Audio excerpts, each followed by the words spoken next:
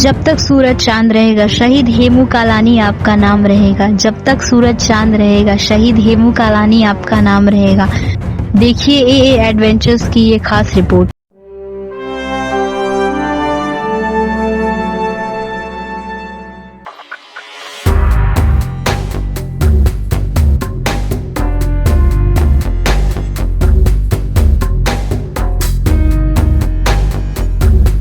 पूज्य सिंधी पंचायत के तत्वाधान में हेमू कॉलोनी शहीद दिवस बड़े ही आन बान और शान के साथ मनाया गया। उस युवा क्रांतिवीर को सभी ने सम्मान पूर्वक नमन किया।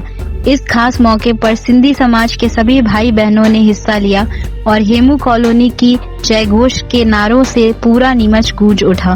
जागो जवानो देश पुकार खून में आणियो रवानी, मुल्क मता जह जान दिनी सा याद कयो कुर्बानी।